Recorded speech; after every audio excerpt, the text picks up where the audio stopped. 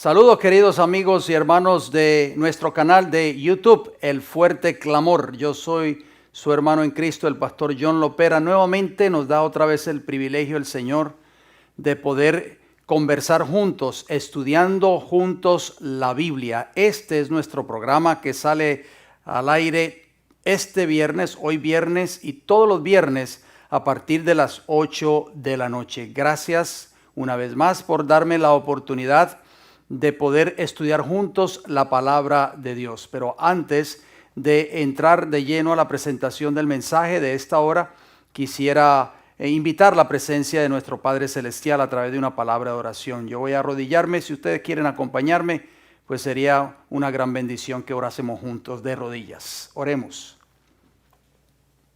Querido Padre Celestial, gracias nuevamente por darme la oportunidad de presentar su palabra a un mundo que está viendo esta programación. Donde quiera que nos estén sintonizando, de cualquier país de Latinoamérica o del mundo, oramos para que el Espíritu Santo ilumine la mente de todos nuestros amigos y hermanos y que este mensaje pueda ser de gran bendición para que muchas mentes puedan ser aclaradas. Ayúdenos, Señor, que la presentación de su palabra pueda ser dirigida por su Santo Espíritu. Abra nuestro entendimiento para que podamos entender este mensaje para el día de hoy. En el nombre de Jesús, amén.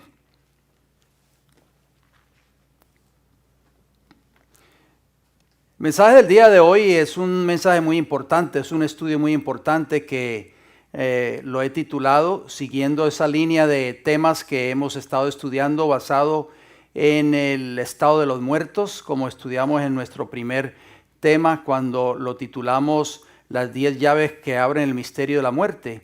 En el tema anterior estuvimos hablando un poco acerca del espiritismo.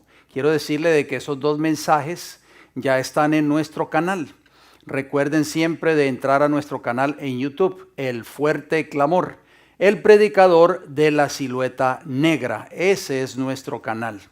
Les digo siempre esto porque el nombre El Fuerte Clamor es un nombre bastante común y hay muchos ministerios que tienen casi el mismo nombre o llevan el mismo nombre, pero yo siempre les dejo saber que busquen siempre el predicador de la silueta negra. Allí usted encontrará nuestro ministerio, ahí encontrará pues mensajes de muchos tipos de mensajes de este servidor y de otros predicadores que pasan siempre por el púlpito de aquí de nuestra iglesia, donde transmitimos siempre estos programas. Hoy quiero hablarles un poco acerca de un tema muy importante. Lo voy a dividir en dos partes porque obviamente no nos daría el tiempo para cubrir las dos partes. Hoy viernes vamos a cubrir la parte número 1 y el próximo viernes, si Dios me da la vida, por supuesto, cubriremos la parte número 2. Título de este estudio del día de hoy: La Virgen María, ¿está viva o está muerta? ¿Qué ustedes creen, amigos y hermanos? ¿Está la Virgen María en el cielo, como se enseña o como la Iglesia de Roma enseña o como ha enseñado al mundo? ¿O está muerta? ¿Cómo saberlo? ¿Qué dice la Escritura en cuanto a esto?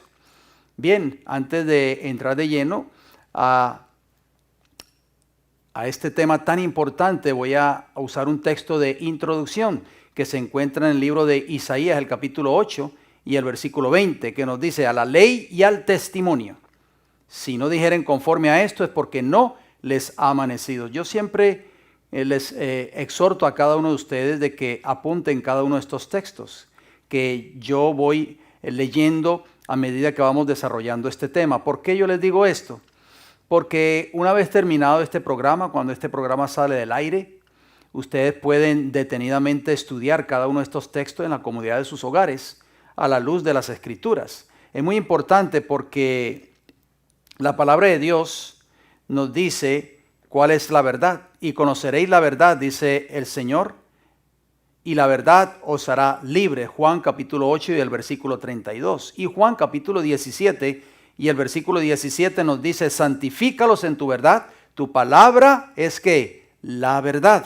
Así que la Biblia dice: a la ley y al testimonio. ¿Cuál testimonio? El testimonio de la palabra de Dios. Si no hablaren conforme a este testimonio, o sea, si yo me dirijo a ustedes cada semana, pero no uso la palabra de Dios, sino que uso mis propias palabras, no estoy cumpliendo fielmente lo que dice Isaías 8:20. La Biblia dice a la ley, o sea, la ley de Dios, sus 10 mandamientos, y al testimonio, o sea, el testimonio de su palabra. Si yo no hablo conforme a estas dos fuentes, es porque no ha amanecido, o sea, todavía sigo en oscuridad o en tinieblas. Cuando el sol todavía no sale en el oriente, cuando no amanece todavía, ¿qué vemos? Cuando nos levantamos bien tempranito en las mañanas, a veces tipo 4 o 5 de la mañana, el sol todavía no ha salido, todavía está oscuro. Así que muchos devotos católicos consideran que la Virgen María la consideran como más importante que el mismo Jesús. Sienten un amor tan ferviente y devoto por ella que están dispuestos a rezar miles de Ave Marías desde la juventud, algunas veces mientras están arrodillados ante una de las estatuas de la supuesta Madre de Dios. María está en todas partes en los hogares de la mayoría de los creyentes y devotos de ellas. La estatua de la Madonna, como se le conoce en italiano, que quiere decir mi señora, a veces se encuentra en el jardín de las casas, en el florero, con la figura de Madonna, que está sobre los tocadores o en las salas de muchos hogares. Muchos, por tradición y herencia italiana o feligreses de la Iglesia de Roma, aprenden con diligencia a respetar y venerar a la Virgen María como sacrosanta.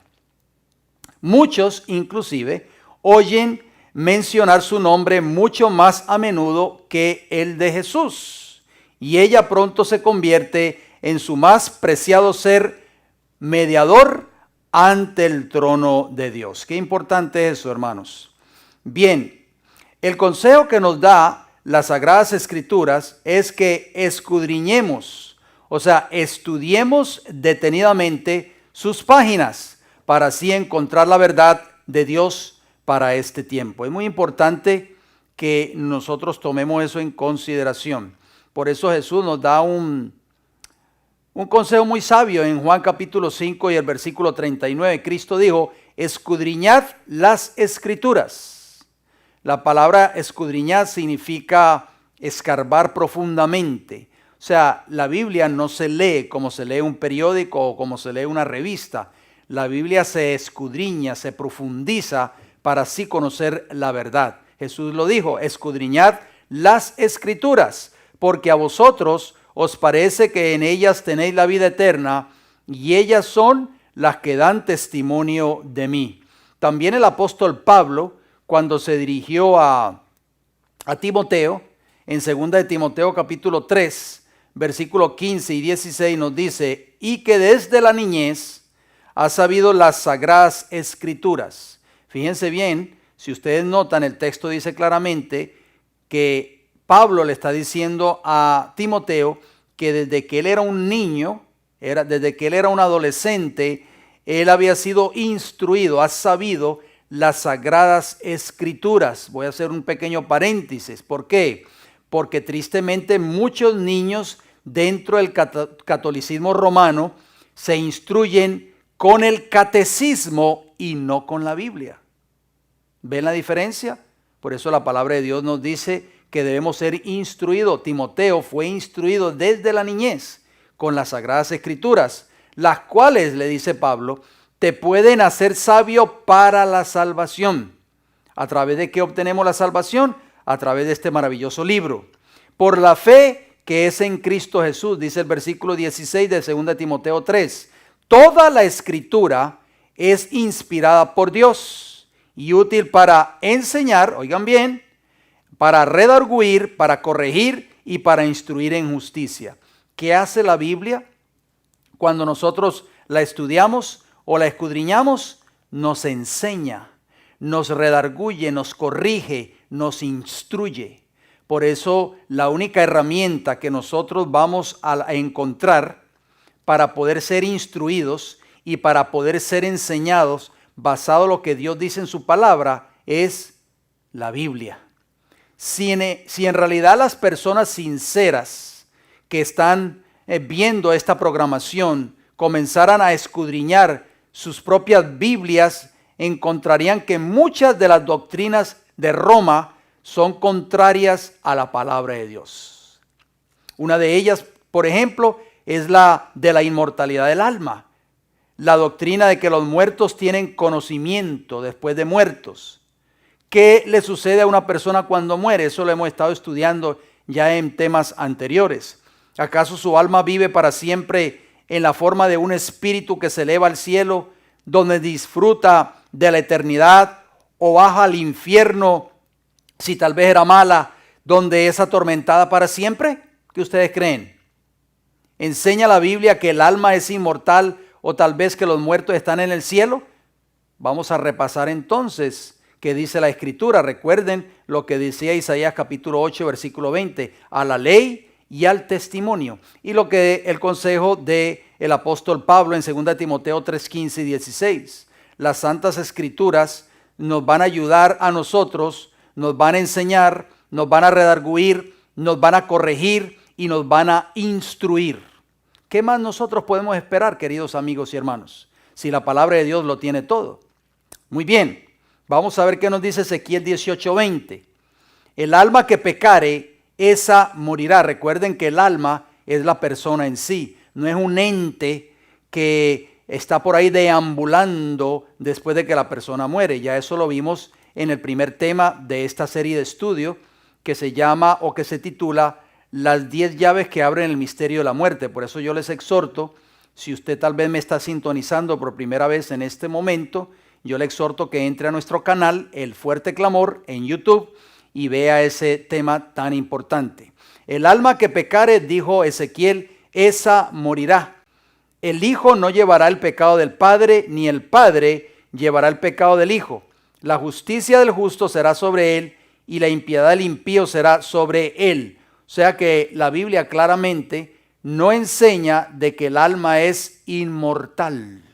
Dice la Biblia claramente, el alma que pecare, esa que morirá, dice Jehová. Pero ¿qué le dijo Satanás en el principio a Eva, allí en el jardín del Edén? Que eso lo vimos en el tema anterior la semana pasada.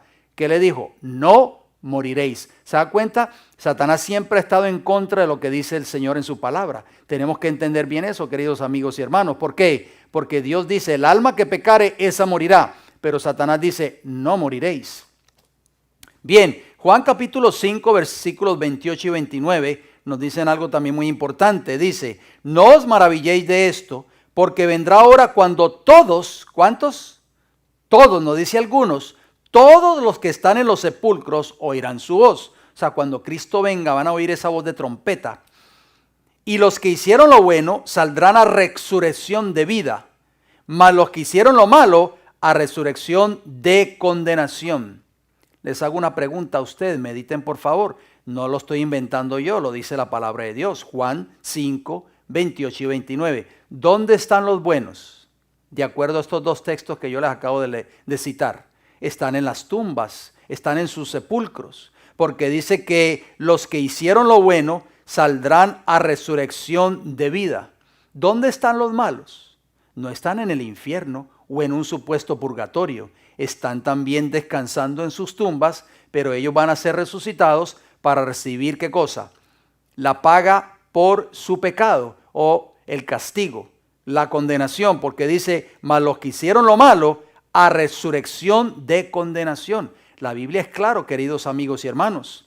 La Biblia nos enseña claramente que los muertos ni están en el cielo, ni mucho menos están en el infierno. Tanto buenos como malos están descansando en sus tumbas. Están durmiendo hasta que Cristo venga, cuando venga a resucitar tanto a justos como injustos.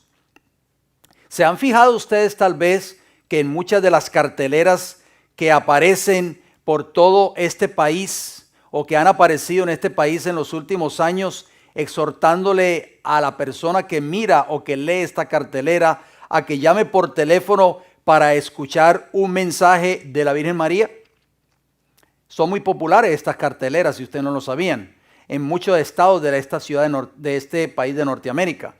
¿Por qué se rezan 2 billones de Ave Marías diariamente? ¿Por qué han visitado Lourdes este año unos 5 millones de personas? Es una famosa estatua de la Virgen María allí en Francia. Muchas de ellas no cristianas, para inclusive beber de sus aguas sanadoras, o como se cree que son sanadoras.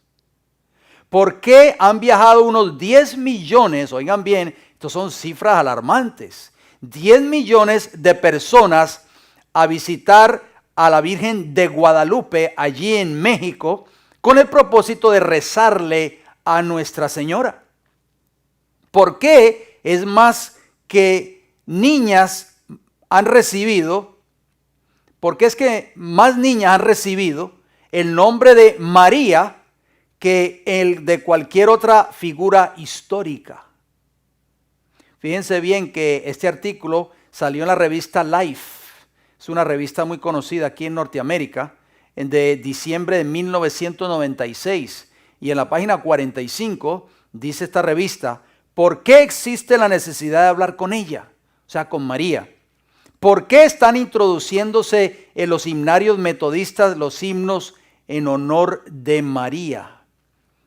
Sigue diciendo esta revista Life, diría. En todo caso, ¿dónde está la Virgen María ahora? Qué pregunta muy importante. Yo les hago una pregunta a ustedes ahora. ¿Está en el cielo con Jesús? ¿O en Nueva York? ¿O en la Florida? ¿O está en el sepulcro durmiendo hasta que Jesús venga? ¿Qué usted cree, amigo y amiga oyente? ¿Qué usted cree? ¿Y qué de los reportajes de milagros, las visiones, las apariciones, los mensajes, las predicciones y las imágenes que lloran y sangran? ¿Y qué es lo que está pasando en torno a María? Fíjense bien, hay un libro que yo tengo por acá. Ustedes ven este libro.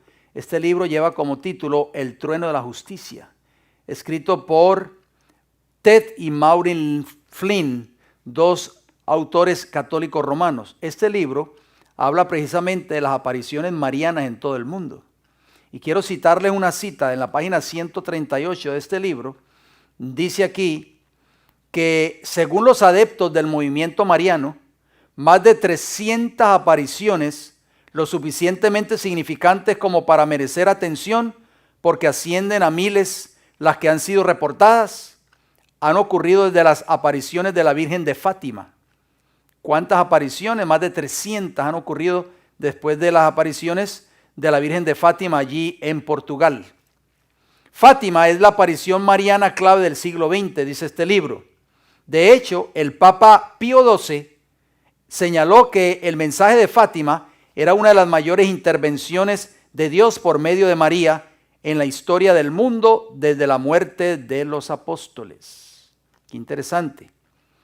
La edición del 30 de diciembre de 1991 de la revista Time, que es otra revista de noticias muy prestigiosa aquí en Norteamérica, informó que la última parte del siglo XX se ha vuelto la edad del peregrinaje mariano para los múltiples santuarios que se han establecido con el propósito de conmemorar estas apariciones de la Virgen María en años recientes.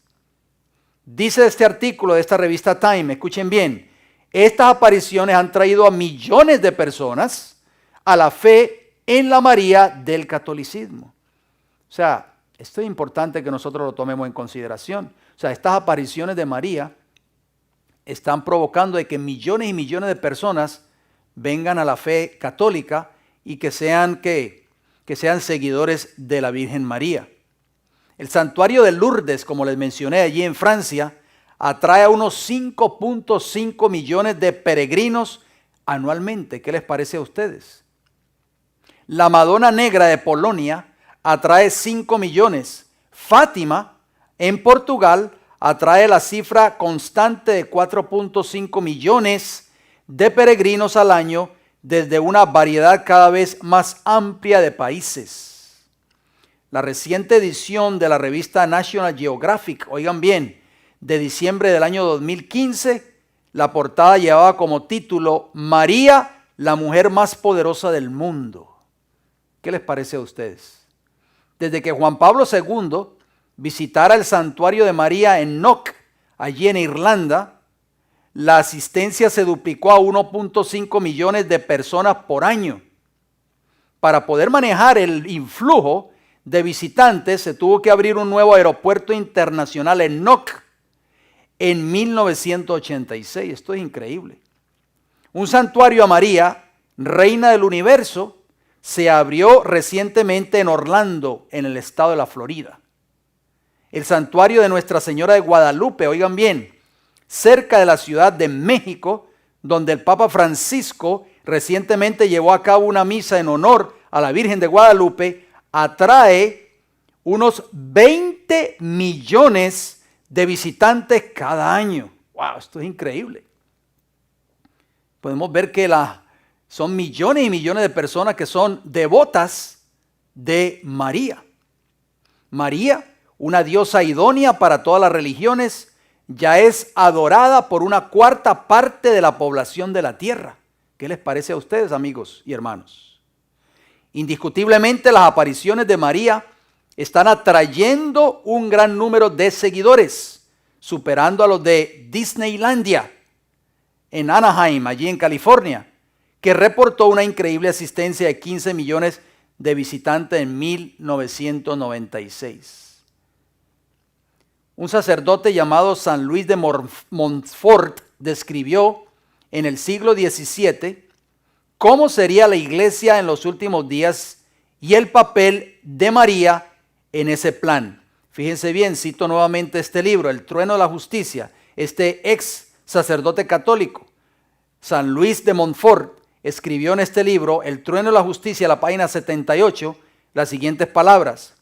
En la segunda venida del Señor, el Espíritu Santo nos hará conocer a María de forma especial para que a través de ella alcancemos un mayor conocimiento de Jesús y lo sirvamos mejor.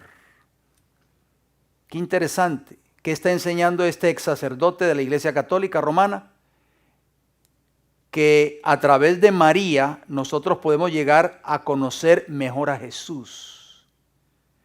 Sigue diciendo esta declaración, María resplandecerá más que nunca en estos últimos días para atraer a los pobres pecadores que se han alejado de la familia de Dios. O sea, María es la que está atrayendo a los pecadores, no Jesús. María hará surgir a los apóstoles de los últimos tiempos para hacer la guerra al maligno. Les voy a hacer una pregunta ahora. ¿Enseña la Biblia que es a través de la Virgen María como alcanzaremos un conocimiento de Jesús? Porque según este sacerdote, San Luis de Montfort, que me imagino que es un santo ya ahora de la Iglesia Católica porque vivió en el siglo XVII, dice que a través de María alcanzaremos un mayor conocimiento de Jesús y lo serviremos mejor. Pero ¿qué dice la Escritura? Recuerden las palabras de Isaías 8:20, a la ley y al testimonio. Si no hablaren conforme a este testimonio, que es la palabra de Dios, es porque no les ha amanecido. Veamos a ver qué nos dice Juan capítulo 10 y el versículo 27. Consultemos pues este testimonio, que es las Sagradas Escrituras. Juan 10, 27 nos dice, todas las cosas me fueron entregadas por mi Padre. Estas son palabras de Jesús. Y nadie conoce quién es el Hijo, sino el Padre. Ni quién es el Padre, sino el Hijo, y aquel a quien el Hijo lo quiera revelar. O sea que la Virgen María no tiene parte en este asunto. ¿Quién es el que revela a quién? El Padre al Hijo y el Hijo al Padre. No María. El conocimiento que nosotros vamos a obtener de Jesús es a través del Padre o del Hijo. Juan capítulo 10, versículo. Permítame corregir, el texto que acabo de leerles es Lucas 10:22. Lucas 10:22, corrijo ese texto. Ahora vamos a leer Juan 10:27. Juan 10:27 nos dice, mis ovejas oyen mi voz. ¿Dijo quién? Jesús. Y yo las conozco y me siguen. ¿A quién tenemos que escuchar? ¿La voz de quién? ¿De María? No, la voz de Jesús. Noten lo que dice Juan capítulo 17 y el versículo 3. Y esta es la vida eterna, que te conozcan a ti, el único Dios verdadero, y a Jesucristo, a quien has enviado. No dice a la Virgen María. ¿Estamos entendiendo, queridos amigos y hermanos? La palabra de Dios es clara. La iglesia de Roma, el trueno de la justicia, enseña que a través de María vamos a alcanzar un mayor conocimiento de Jesús para que lo sirvamos mejor. Pero la palabra de Dios no me enseña eso. La Biblia dice que esta es la vida eterna, que te conozcan a ti. ¿A través de qué vamos a conocer a Dios? A través de su palabra, por supuesto. Que te conozcan a ti, el único Dios verdadero, y a Jesucristo, a quien has enviado. Fíjense bien lo que dice, sigo citando este libro, El trueno de la justicia, dice en la página 20, siglos después, en 1987, en su encíclica Redemptoris Mater, el Papa Juan Pablo II escribió que las apariciones marianas significan que la Santísima Virgen se está trasladando a través del tiempo y del espacio en una peregrinación hacia la segunda venida de Cristo y la victoria de María sobre Satanás. Este es el papel de ella ahora, como fue predestinado desde el principio. Ciertamente, queridos amigos y hermanos, a base de las declaraciones antes citadas, escritas por Juan Pablo II, uno podría llegar a considerar a María como el ser más importante que jamás haya existido, más aún que el mismo Jesús. Pero si estudiamos y escudriñamos las Sagradas Escrituras y a la vez le pedimos a Dios en oración y también al Espíritu Santo que nos enseñe, que nos aclarezca la palabra de Dios y nos dé a conocer sus verdades, vamos a estar seguros de que veremos claramente que dichas declaraciones no solamente son erróneas y engañosas, sino que la participación de María en los eventos futuros es algo totalmente imposible. ¿Cuál fue la primera mentira de Satanás? Eso lo estudiamos en el tema anterior. La primera mentira de Satanás fue lo que sentó la base para el espiritismo moderno y para la falsa enseñanza de la inmortalidad del alma. En los mismos comienzos de la historia de esta tierra, Satanás, habiendo asumido la forma de serpiente, le pronunció la primera mentira a Eva allí en el jardín del Edén. Le dijo que si desobedecía el mandato de Dios de no comer el fruto del árbol del conocimiento del bien y del mal, no iba a morir, aunque Dios le había expresado claramente, le había advertido a nuestros primeros padres que el día que ellos comieran de ese árbol de la ciencia del bien y del mal, ciertamente iban a morir. Vamos a ver qué nos dice Génesis. Ahí está registrado lo que yo les estoy mencionando en estos momentos. Génesis capítulo 2, versículos 16 y 17, que nos dicen: y mandó Jehová Dios al hombre, diciendo: de todo árbol del huerto podrás comer, mas del árbol de la ciencia del bien y del mal no comerás. Oigan bien la advertencia de Dios: porque el día que de él comieres, ciertamente morirás. Estas fueron palabras de Dios, de Jehová. Pero ¿cuáles fueron las palabras que usó Satanás cuando le habló a Eva junto al árbol de la ciencia del bien y el mal? Están registradas en Génesis capítulo 3, versículos del 1 al 4, que nos dice: pero la serpiente era astuta, o sea, Satanás, más que todos los animales del campo que Jehová Dios había hecho, la cual dijo a la mujer: ¿con que Dios os ha dicho, no comáis de todo árbol del huerto? Y la mujer respondió a la serpiente: del fruto de los árboles del huerto podemos comer, pero del fruto del árbol que está en medio del huerto, dijo Dios, no comeréis de él ni le tocaréis para que no muráis. Noten la respuesta de la serpiente antigua, que se llama Diablo y Satanás, a Eva en el versículo 4 del capítulo 3 de Génesis. Entonces la serpiente dijo a la mujer: no moriréis. Vemos dos versiones. Vemos que Dios en Génesis capítulo 2 versículo 17 le dice a nuestros primeros padres, o sea, a Adán y a Eva: el día que ustedes coman de este fruto, del árbol de la ciencia del bien y el mal, el día que de él comiereis, ciertamente morirás. Pero la serpiente, que siempre contradice todo lo que Dios dice en su palabra, le dijo a Eva, no moriréis. Amigos y hermanos, ¿estamos todavía creyendo la mentira del diablo?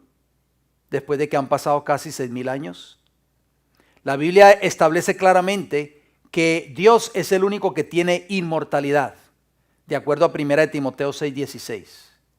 De hecho, la Biblia contiene además un número de escrituras que prueban que el hombre mortal no recibe su inmortalidad sino hasta la segunda venida de Cristo, en ocasión de la resurrección final de todos los justos, con la excepción, por supuesto, de hombres como Enoc, Elías y Moisés, que ya están en el cielo.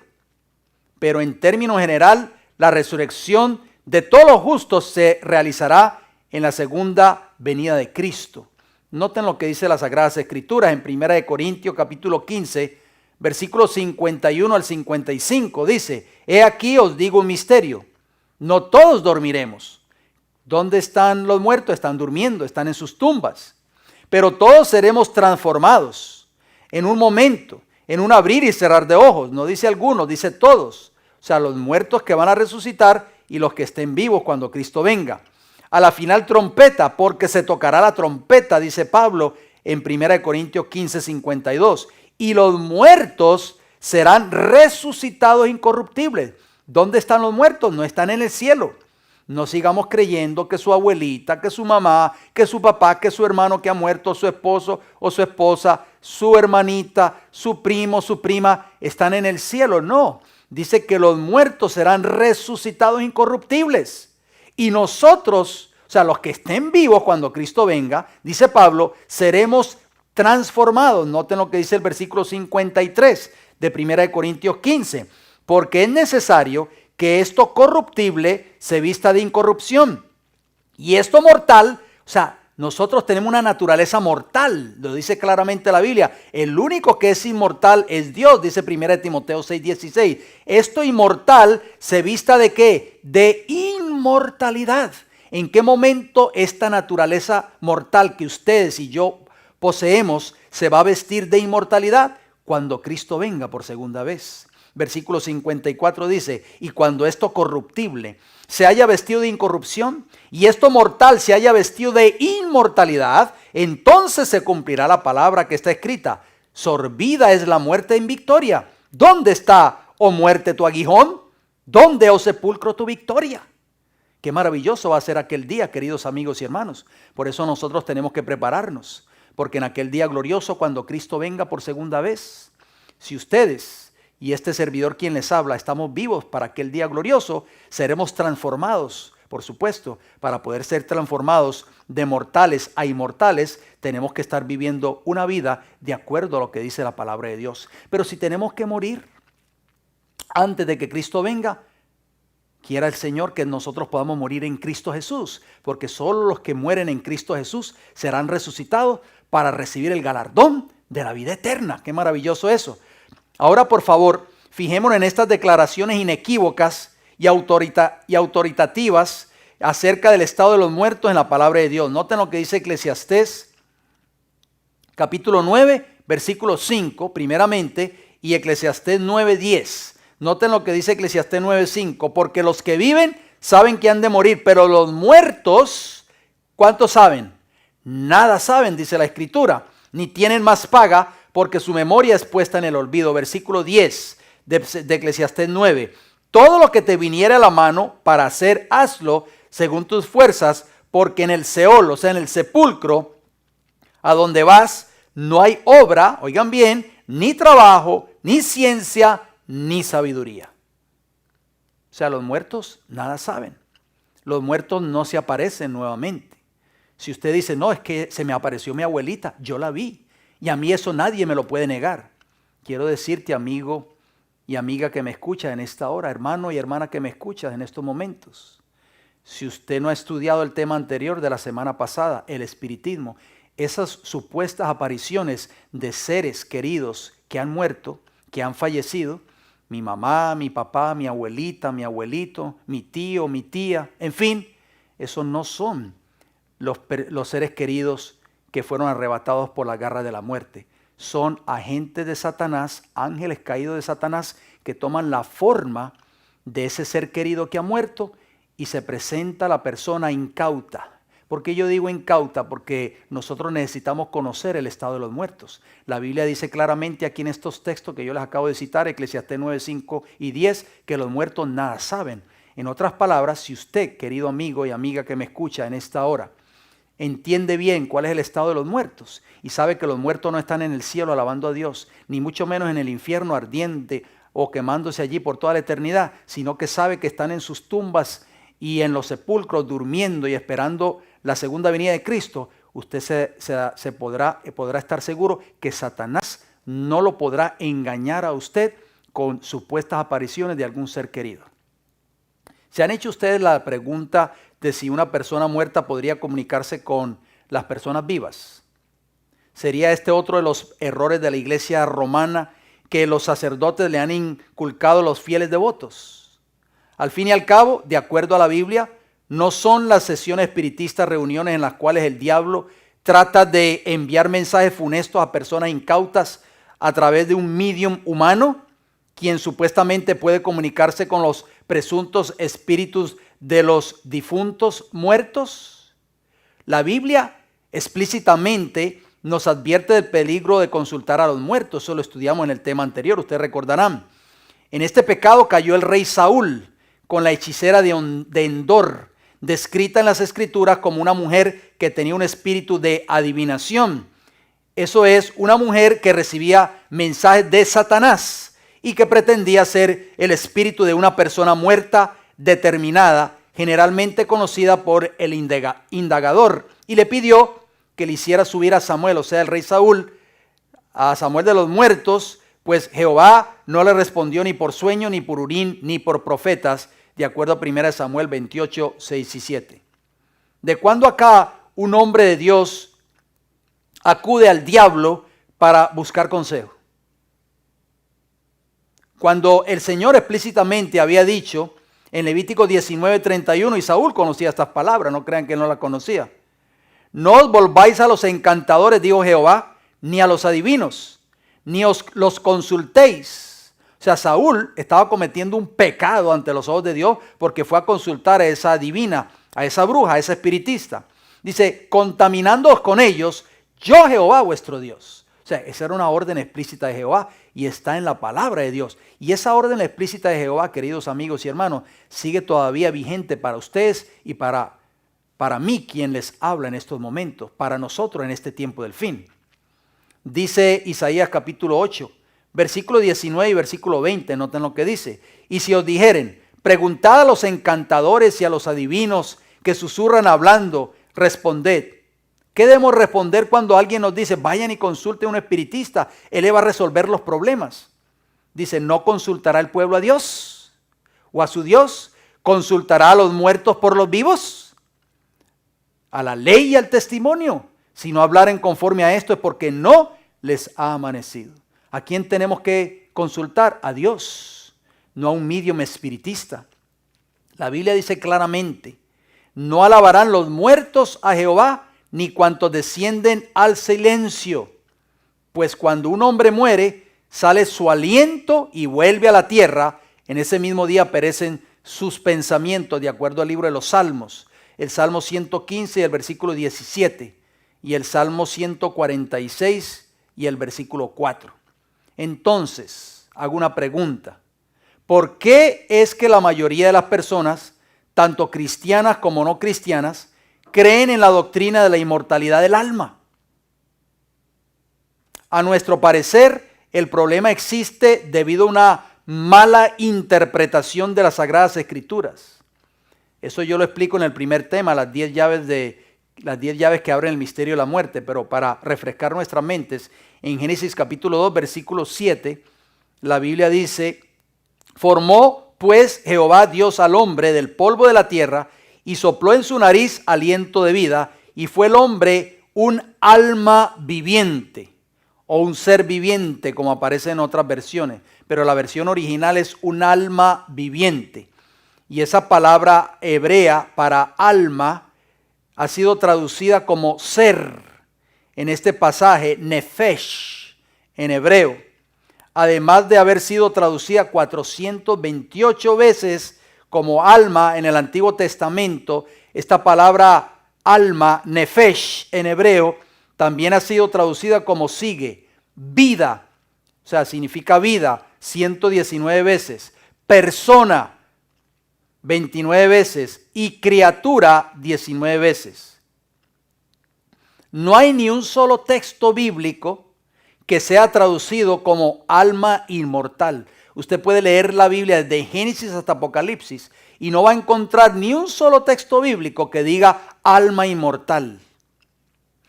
Muy importante que usted considere eso. Las palabras traducidas como alma o en su empleo en la Biblia ni siquiera remotamente implican una entidad consciente que sobrevive al cuerpo después de la muerte o que atribuya inmortalidad a ella.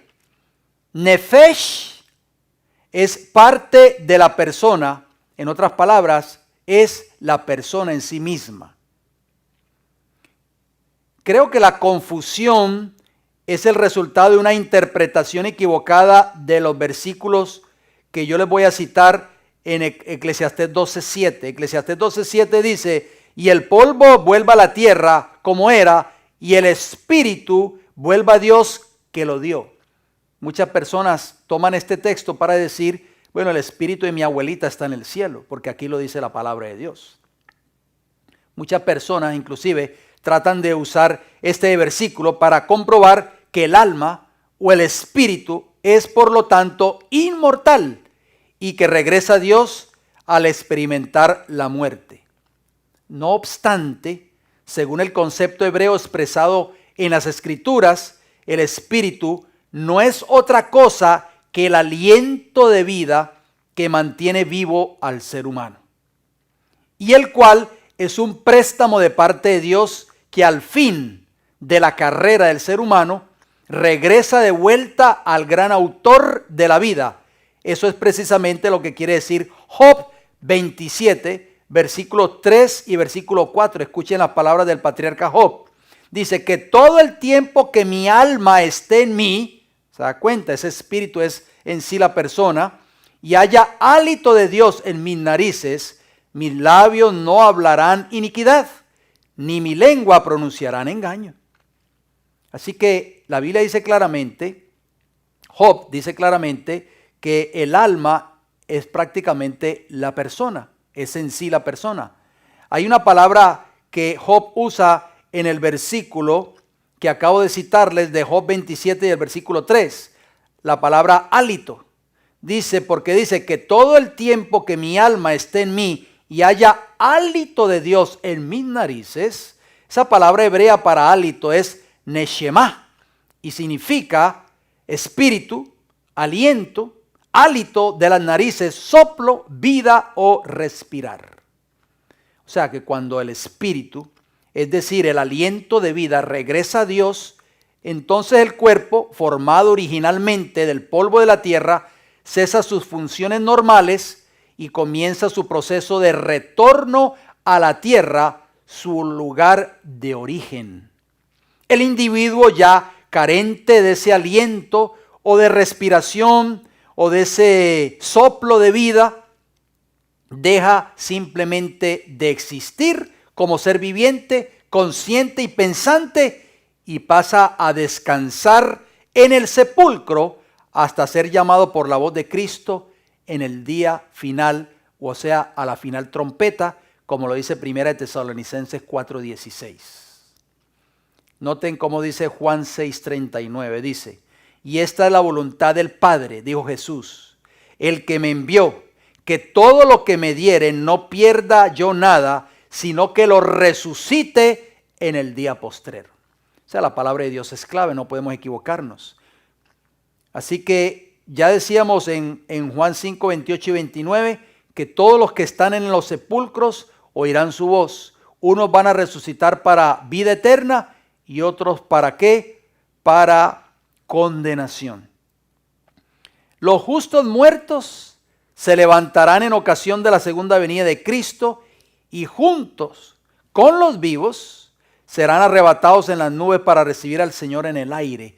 Así lo dice la Escritura, primera de Tesalonicenses 4, 15 al 17. Escuchemos estas hermosas palabras de esperanza para cada uno de nosotros. Dice, por lo cual os decimos esto en palabra del Señor, que nosotros que vivimos, que habremos quedado hasta la venida del Señor, no precederemos a los que durmieron, o sea, a los que están durmiendo en sus tumbas. Porque el Señor mismo con voz de mando, con voz de arcángel y con trompeta de Dios descenderá ¿de dónde? Del cielo. Y los muertos en Cristo resucitarán primero. ¿Dónde están los muertos? No están en el cielo, están en sus tumbas.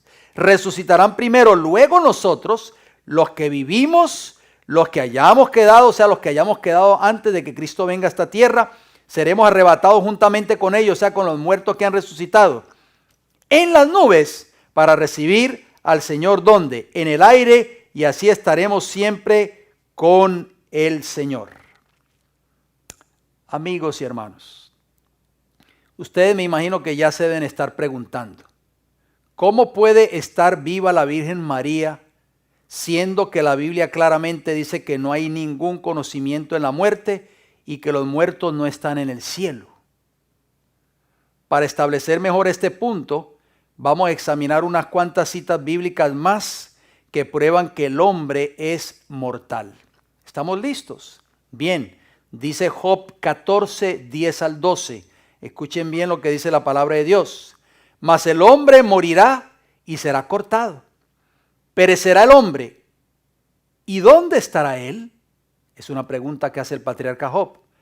Como las aguas se van del mar y el río se agota y se seca, así el hombre yace, oigan bien, el hombre yace, o sea, cuando muere, y no vuelve a levantarse. Hasta que no haya cielo, no despertarán, ni se levantarán de su sueño. ¿Se dan cuenta, queridos amigos y hermanos? La palabra de Dios es clara. Job capítulo 14, versículo 14 y 15. Si el hombre muriere, volverá a vivir. Todos los días de mi edad esperaré hasta que venga mi liberación.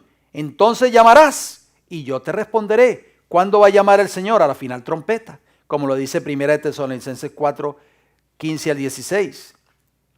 Dice, tendrás afecto a la hechura de tus manos. Evidentemente la creencia de Job era que iba a dormir en el sepulcro hasta que Jesús lo llamara en la mañana de la resurrección. Noten cómo abunda Job capítulo 17, los versículos del 13 al 16. Dice, si yo espero, el Seol, o sea el sepulcro, es mi casa. Haré mi cama en las tinieblas. A la corrupción he dicho, mi padre eres tú. A los gusanos, mi madre y mi hermana. ¿Dónde, pues, estará ahora mi esperanza? Y mi esperanza, ¿quién la verá? A la profundidad del Seol descenderán y juntamente descansarán en el polvo. Después de todo, fue Jesús mismo que se refirió al estado de Lázaro en el sepulcro como un sueño.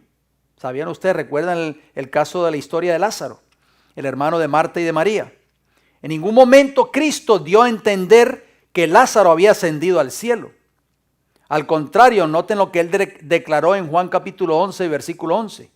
Nuestro amigo Lázaro duerme, mas voy para despertarle. Esto fue lo que dijo Jesús. Luego en Juan capítulo 11 y el versículo 23, más adelante allí en ese capítulo, Jesús le dice a Marta, tu hermano resucitará. A lo cual Marta respondió, yo sé que resucitará en la resurrección en el día postrero. Juan capítulo 11, versículo 24. Pero sigue abundando allí ese capítulo 11 de Juan. Jesús, ordenándole a Lázaro que saliera del sepulcro, le dijo estas palabras contenidas en Juan 11, 43. Lázaro, ven fuera. ¿Cuáles fueron las palabras de Jesús? Lázaro, ven fuera. No le dijo, Lázaro, sube. O Lázaro, baja. Qué injusto hubiese sido Jesús de haber llamado a Lázaro si creyésemos que Lázaro estaba en el cielo. que bajara a esta tierra nuevamente obscura y contaminada por el pecado después de que ya estaba disfrutando de las delicias del cielo. Si esto fuera la creencia bíblica, por supuesto, esto es absurdo. El gran maestro, el gran apóstol Pablo, entendía claramente que él también dormiría en el sepulcro hasta la segunda venida de Cristo. Noten lo que dice 2 Timoteo capítulo 4, versículo del 6 hasta el 8. Dice, porque yo ya estoy para ser sacrificado y el tiempo de mi partida, o sea, de mi muerte, está cercano, dijo Pablo. He peleado la buena batalla, he acabado la carrera, he guardado la fe. Por lo demás, dijo Pablo, me está guardada la corona de justicia, la cual me dará el Señor juez, justo en aquel día. Fíjese que Pablo no dice, me la va a dar cuando yo muera. No, dice, me la va a dar en aquel día, y no solo a mí, sino también a todos los que aman su venida. ¿Cuándo el apóstol Pablo va a recibir la corona de la vida eterna? No la recibió cuando murió, ni mucho menos está en el cielo. Él la va a recibir cuando Cristo venga por segunda vez a esta tierra. Esto es glorioso. Pablo sabía, al igual que Marta, que no sería hasta la resurrección, en el día postrero, o sea, en ocasión de la segunda venida de Cristo, que él recibiría esa recompensa de la vida eterna y sería transformado de mortal a inmortal. No olvidemos que fue Pablo quien nos dejó dicho en las Sagradas Escrituras que el hombre mortal no será dotado de inmortalidad hasta que suene la trompeta final que despertará a los justos muertos al venir Jesús por segunda vez. Quiero volver a citar estas palabras para que se nos queden grabadas en nuestras mentes. Las palabras del apóstol Pablo, palabras inequívocas. 1 Corintios 15, 51 al 53. He aquí os digo un misterio. No todos dormiremos. ¿Por qué no dice que no todos dormiremos? Porque algunos estarán vivos cuando Cristo venga, por supuesto. Pero todos seremos transformados en un momento, en un abrir y cerrar de ojos a la final trompeta, porque se tocará la trompeta y los muertos serán resucitados incorruptibles. La Virgen María también va a ser resucitada en ese día, si ustedes no lo sabían. Y nosotros seremos transformados, porque es necesario que esto corruptible se vista de incorrupción y esto mortal se vista de inmortalidad. Qué hermosas promesas, qué maravillosas palabras. Por favor, note que este cambio ocurre no al morir la persona, sino en ocasión de la segunda venida de Cristo. ¿Cuándo recibirán entonces todos los muertos que han muerto en Cristo Jesús el galardón de vida eterna? Cuando Cristo venga por segunda vez, no cuando mueren y salen derechito para el cielo. No, mis hermanos, esto no es lo que enseña la palabra de Dios. No podemos dejar que siga, no podemos permitir que Satanás nos siga engañando o que siga engañando a muchas personas hoy. Por eso tenemos que ir a la palabra de Dios, como leímos al principio, a la ley y al testimonio. Quiero terminar con una pregunta, porque esto lo vamos a continuar con el favor del Señor la próxima semana. ¿Dónde surgió la enseñanza de que la Virgen María está en el cielo? ¿Dónde? Vamos a citar el Catecismo de la Iglesia Católica, el número 966 y la página 227 de este Catecismo. Fíjense bien que no es lo que dice la palabra de Dios, es lo que enseña el Catecismo. Dice este Catecismo: finalmente, la Virgen Inmaculada, preservada libre de toda mancha de pecado original, terminado el curso de su vida en la tierra, fue llevada a la gloria del cielo y elevada al trono por el Señor como reina del universo, para ser conformada más plenamente a su Hijo, Señor de los señores y vencedor del pecado y de la muerte. La proclamación del dogma, fíjense bien, dice del dogma, no es una enseñanza bíblica, del dogma de la asunción de la bienaventurada Virgen María por el Papa Pío XII en 1950. Así que podemos darnos cuenta, queridos amigos y hermanos, que no hay un solo texto bíblico.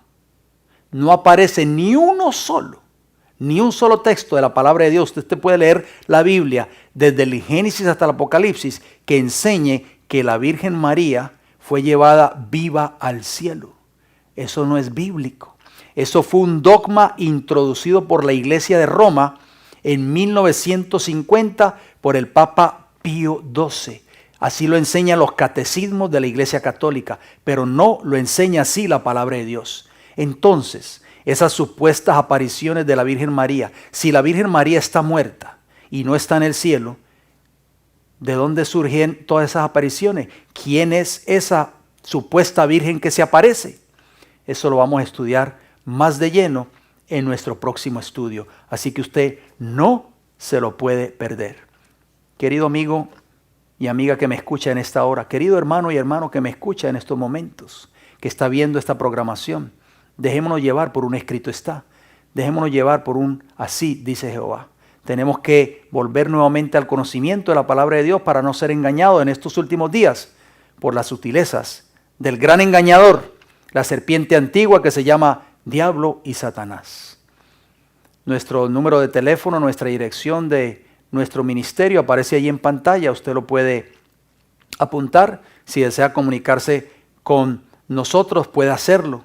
Si desea obtener más conocimiento de la palabra de Dios, desea tomar estudios bíblicos, en fin, le exhortamos a que levante el teléfono y se comunique con nosotros. Visite nuestra página de internet. Recuerde El Fuerte Clamor en YouTube. Recuerde El Predicador de la Silueta Negra, que tiene la Biblia en la mano derecha. Allí ese es nuestro canal. Allí usted podrá ver una variedad de temas bíblicos basados en la palabra de Dios, verdad presente para estos tiempos del fin. Visite nuestro canal, suscríbase a nuestro canal y recuerden, queridos amigos y hermanos, Cristo viene pronto. Tenemos que prepararnos. Voy a terminar con unas palabras de oración.